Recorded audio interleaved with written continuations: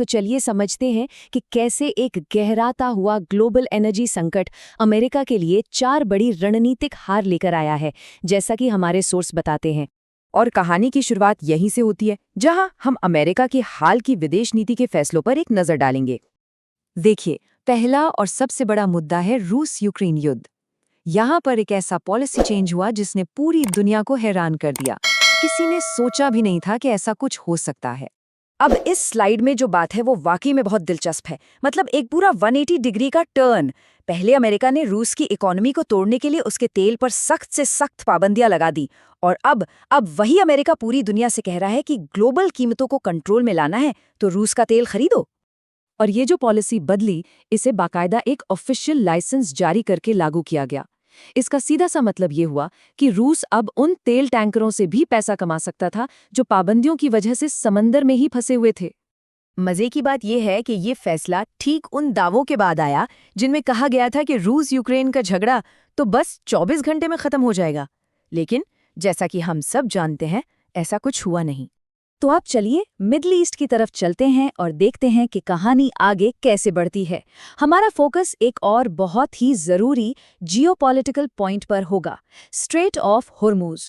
ये जो straight of Hormuz है ना, ये दुनिया की तेल सप्लाई के लिए एक चोक पॉइंट जैसा है। रोज यहाँ से लाखों करोड़ों बैरल तेल गुजरता है।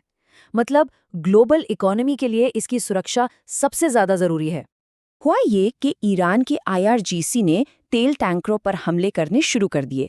इसके बाद जो अमेरिकी एनर्जी सेक्रेटरी का बयान आया वो चौंकाने वाला था। उन्होंने साफ साफ कह दिया, हम बस तैयार नहीं हैं।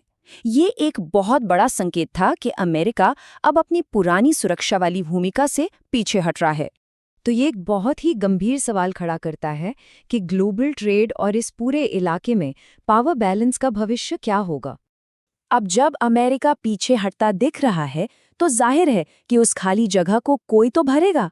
सोर्स मटेरियल के हिसाब से 2 बड़े खिलाड़ी इस सिचुएशन में स्ट्रेटेजिक विनर बनकर उभरे हैं। इस पूरे विश्लेषण के मुताबिक इस अफरा तफरी का फायदा उठाने वाले भी सामने आ ही गए हैं। और ये कोई छोटी मोटी बात नहीं है, ये कहना है यूरोपियन काउंसिल के प्रेसिडेंट का। उनका ये सीधा बयान बताता है कि प्रेशर को झेलने की जो रूस की स्ट्रैटेजी थी वो काम कर गई, क्योंकि एनर्जी संकट ने दुनिया को रूस के साथ फिर से बात करने पर मजबूर कर दिया है। और ये देखिए कि ईरान ने कितनी चालाकी से अपनी स्ट्रैटेजी बनाई। पहले तो स्ट्रेट ऑफ हॉर्मुज पर अपना कंट्रोल जमाया, फिर कुछ चुनिंदा हमलों के जरिए दुनिया में तेल की कीमतें बढ़ा दी। इसके बाद धमकी दी कि वो कच्चा तेल $200 प्रति बैरल तक पहुंचा देगा, और आखिर में अमेरिका को पब्लिक में यह मानना पड़ा कि वो शिपिंग लेन की हिफाजत नहीं कर सकता। तो सबसे जरूरी बात यह है कि इस संकट का असर सिर्फ लड़ने वाले देशों पर नहीं हो रहा। इसका सबसे ज्यादा नुकसान उन इकोनॉमिक हब्स को उठाना पड़ रहा है जो इस मामले में पूरी तरह से न्यूट्रल थे। ये पूरा सीक्वेंस देखिए कि कैसे एक के बाद एक घटनाएं हो रही हैं। इजराइल ने ईरान के बैंक पर हमला किया ताकि उनकी सेना की सैलरी रुक जाए। जवाब में ईरान ने धमकी दे दी कि वो खाड़ी देशों में मौजूद वेस्टर्न बैंकों पर हमला करेगा, और इसका नतीजा बड़े बड़े इंटरनेशनल बैंकों ने उस इलाके से अपने कर्मचारियों को निकालना शुरू कर दिया।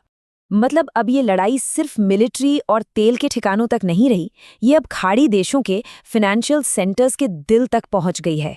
और ये टेबल इस बात का पक्का सबूत है कि असर कितना गहरा है। City bank, wall street banks, Deloitte, PwC और HSBC, ये सब बड़े नाम अब इस रीजन को अनसेफ मान रहे हैं और अपने लोगों को वहां से बाहर निकाल रहे हैं। और सोर्स से जो एक सबसे अहम बात निकल कर आती है वो ये है कि UAE जैसे देश, जो कभी इस लड़ाई का हिस्सा थे ही नहीं, आज अपने टूरिज्म, इन्वेस्टमेंट और अपनी इज्जत यानी रेप्यूटेशन सब में भारी नुकसान झेल रहे हैं। तो अंत में जब इन चारों पॉइंट्स को एक साथ जोड़कर देखा जाता है तो ये ग्लोबल पावर बैलेंस को लेकर एक बहुत ही गहरा और मुश्किल सवाल खड़ा करता है। और इन्हीं 2 जरूरी सवालों के साथ हम आपको छोड़े जाते हैं। ये सवाल इस पूरे विश्लेषण का निचोड़ है और सोचने पर मजबूर करते हैं।